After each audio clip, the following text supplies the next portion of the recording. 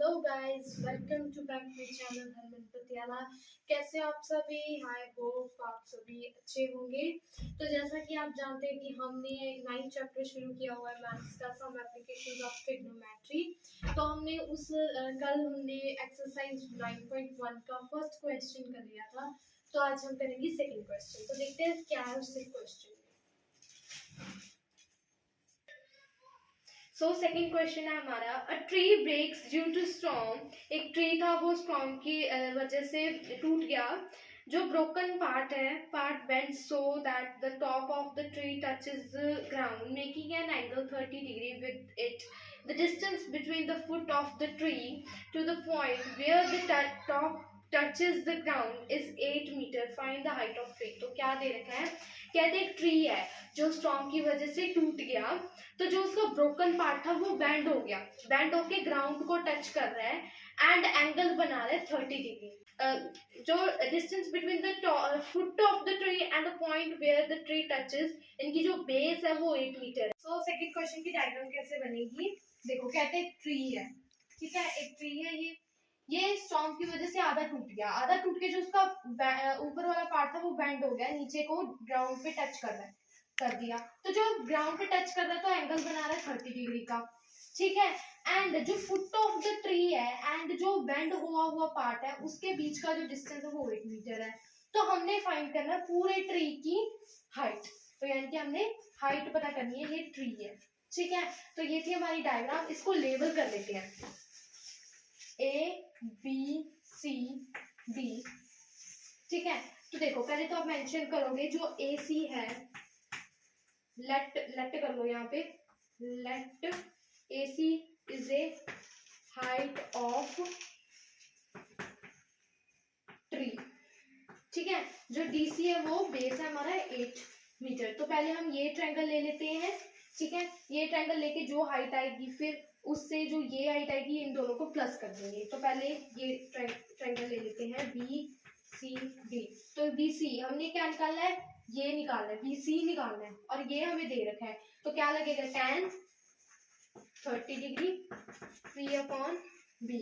तो tan 30 1 upon √3 equals to P हमारा कितना है, BC, और B बेस कितना है हमारा, DC। BC की वैल्यू कुछ नहीं है तो DC की वैल्यू कर दो 8, ठीक है। क्रॉस मल्टीप्लाई कर दो, 1√3 इंटू BC अपॉन 8 कर दो, 8 equals to BC √3, 8 upon √3 equals to BC।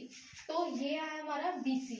तो इसको रैशनलाइज तभी करना होता है जब 3 से 8 कैंसिल हो। अभी हो नहीं ना अगर हम रैशनलाइज भी करें तो नहीं हो रहा, तो यहीं पे छोड़ दिए इसको। तो अभी हमने ये भी तो निकालना है, ये भी की हाइट, तो वो कैसे निकलेगी, देखो ये ही पार्ट जो था ये भी यही टूट के नीचे को बेंड हुआ, यानी कि हमने ये फाइंड आउट करेंगे। हम ये कैसे फाइंड आउट करेंगे, हमारे पास क्या है, बेस है, और हमने क्या फाइंड आउट करना है, h, और बेस और h का रिलेशन किस में होता है, cos में। तो cos 30 लगेगा, h अपॉन b। cos 30 की वैल्यू कितनी होती है, √3 अपॉन 2। तो ये आ गई हमारी BC की वैल्यू। अभी हमने AB की तो वैल्यू भी निकाली है ना, क्योंकि ट्री तो A से लेकर C तक था ना। तो ये कैसे निकालेंगे, ये देखो उसने कहा जो ट्री टूट कर बेंड हुआ है वो टच कर रहा है ग्राउंड को, यानी कि ये पार्ट ही टच कर रहा है ना। तो हम इसकी ले लेते हैं। तो ये कैसे निकलेगा, देखो बेस हमको दे रखा है और h हमने फाइंड आउट करना है। तो बेस और h का रिलेशन किस में होता है, cos में। तो क्या आएगा, cos 30 degree equals to B upon h, ठीक है। cos 30 कितनी होती है, cos 30 की वैल्यू √3 अपॉन 2। बेस कितना हमारा BC, ये D है, सॉरी DC, h कितना हमारा DB, ठीक है। DC हमें दे रखा है 8 और DB, तो इसकी क्रॉस मल्टीप्लाई कर दो, √3 अपॉन 2 इंटू 8 अपॉन DB, ठीक है। कर दोगे तो क्या आ जाएगा, DB √3 और 16, ठीक है। आगे वाला मैं इधर कर रही हूँ, लेकिन आपने नीचे ही करना है, ठीक है। तो ये आ गया, ये जो √3 है वो इधर चले जाएगा डिनोमिनेटर में। तो DC इक्वल्स टू 16√3। तो इसको अभी ये आ गई DC। तो अभी टोटल हाइट पता चल जाएगी। टोटल हाइट कैसे पता करते हैं, जो BC की वैल्यू है उसमें DC क्यूब को प्लस कर दो,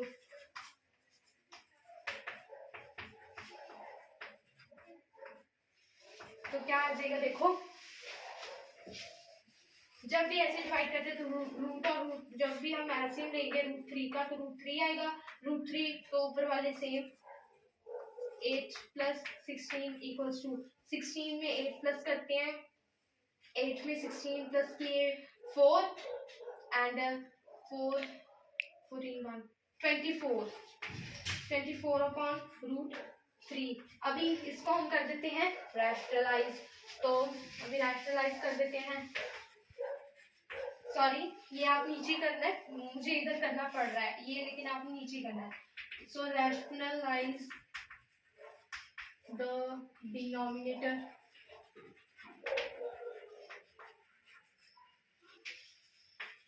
√3 × √3, तो ये क्या हो जाएगा 24√3 √3 3 3 1 3 3 8 यानी कि 8√3 मीटर हमारी टोटल हाइट आ गई है, यानी कि 8√3 हमारा AC आ गया। क्लियर? तो ये था हमारा आंसर, बहुत इजी क्वेश्चन था, आई होप आपको समझ आया होगा। तो चलते हैं नेक्स्ट क्वेश्चन पे। तो थर्ड क्वेश्चन है हमारा, a contractor plans to install 2 slides for the children to play in a park. For the children below the age of 5 years, she preferred to have a slide whose top is at 5, height of 1.5 meter and is inclined at an angle of 30 degree to the ground, whereas for elder children she wants to have a step slide at a height of 3 meter and inclined at an angle of 60 degree to the ground. What should be the length of height in each case?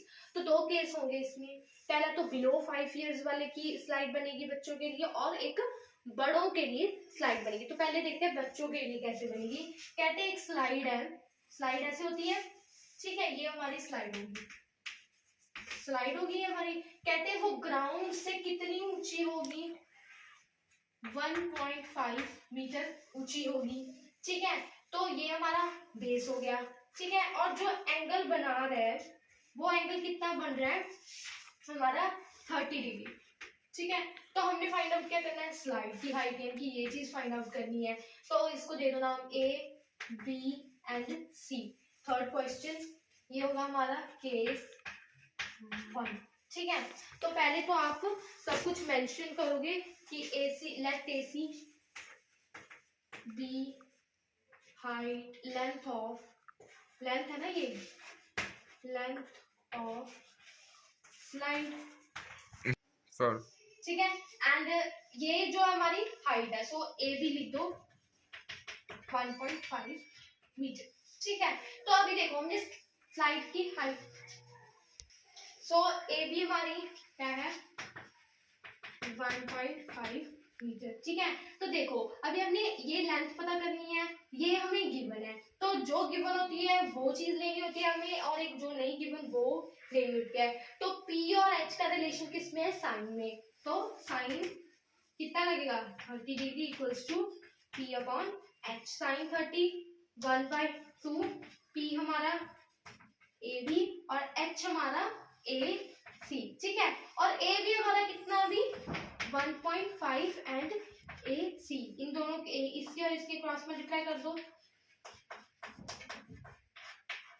AC, तो cross multiply करके क्या आएगा 2 5 10, 0 2 1 2 1 3, यानी कि क्या आएगा 3.0 equals to AC 3.0, यानी कि 3 मीटर भी लिख सकते हो आप, इसको ऐसे भी लिख सकते हो 3 मीटर इक्वल्स टू AC, ठीक है। यानी कि आपकी जो AC होगी वो कितनी होगी 3 मीटर, यानी कि बिलो 5 इयर्स बच्चों के लिए स्लाइड की लेंथ क्या होगी 3 मीटर। अभी देखते हैं एडर वाले में क्या गिवन है हमें। एडर वाली जो है स्लाइड कैसे बनेगी, कहते हैं जो स्लाइड है वो कितने मीटर हाइट होगी स्लाइड की, सॉरी स्लाइड है ये, सॉरी ये स्लाइड है, जो ग्राउंड से उसकी हाइट कितनी होगी 3 मीटर, कितनी होगी 3 मीटर, ध्यान से। तो A B C हमने फाइंड क्या करना है, स्लाइड की हाइट ठीक है, लेंथ, सॉरी, स्लाइड की लेंथ और बेस हमें गिवन नहीं है, तो वही आप मेंशन कर दोगे कि AC लेट कर लेते हैं स्लाइड, जैसे ये लाइन लिखी है, एंड AB जो है हमारी 3 मीटर है, ठीक है।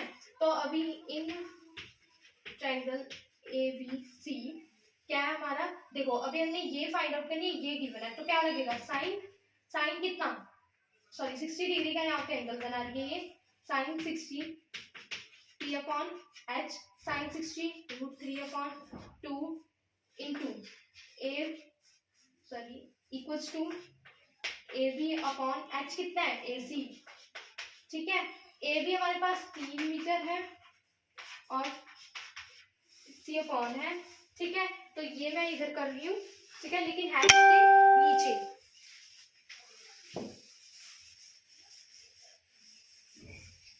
है इसके नीचे, ठीक है, वो मेरे पास स्पेस नहीं है इसलिए मैं इधर कर रही हूँ। इसको क्रॉस मल्टीप्लाई कर दो, 3 इंटू AC करोगे तो 6 इक्वल्स टू AC √3 इधर डिवाइड में आ जाएगा, इक्वल्स टू AC, रैशनलाइज कर दो, रैशनलाइज किस पानी में, रैशनलाइज कर दो डिनोमिनेटर, ठीक है, तो रैशनलाइज करके हमारा आंसर क्या आएगा, देखते हैं, देखो रैशनलाइज आता है ना, जो डिनोमिनेटर में होता है वो न्यूमिनेटर और डिनोमिनेटर दोनों में मल्टीप्लाई होता है, फिर यह आ जाएगा 6√3, और जब भी रूट और रूट को मल्टीप्लाई करते हैं, जैसे √3 और √3 को जब मल्टीप्लाई करेंगे तो आंसर कितना आएगा, 3, तो 3 1 3 3 2 से, यानी कि 2√3 equals to metre equals to AB आ जाएगा, ठीक है, सॉरी AC, गलती से मिस्टेक होगी, सो AC, यानी कि जो एल्डर्स के लिए है तो एल्डर्स के लिए स्लाइड की हाइट 2√3 होगी, एंड जो बिलो 5 इयर्स वाले के लिए 3 मीटर होगी। सो आई होप आपको थर्ड क्वेश्चन भी समझ आया होगा।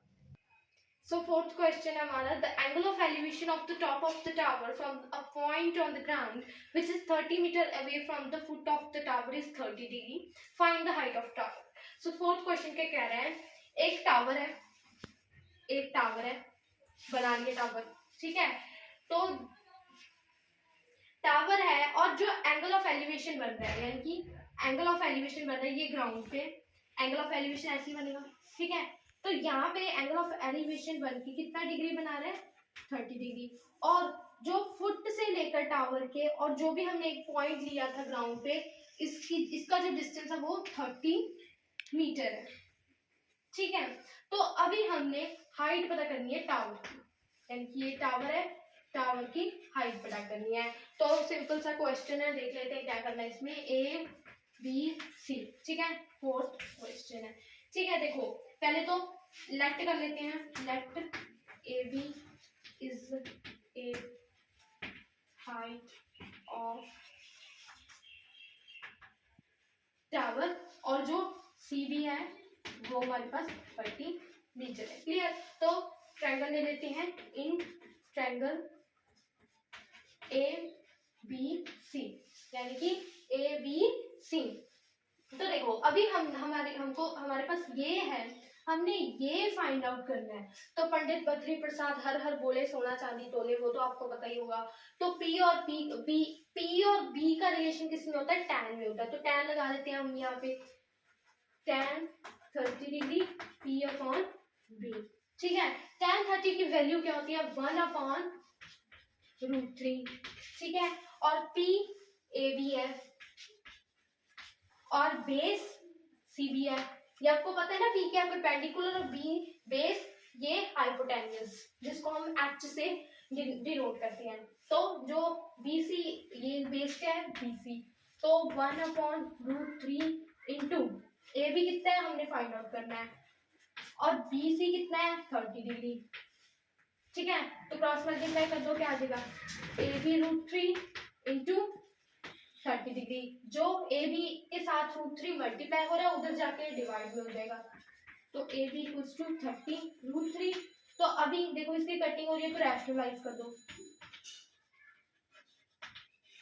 lies the denominator. Denominator के पूरे स्पेलिंग कर लेना.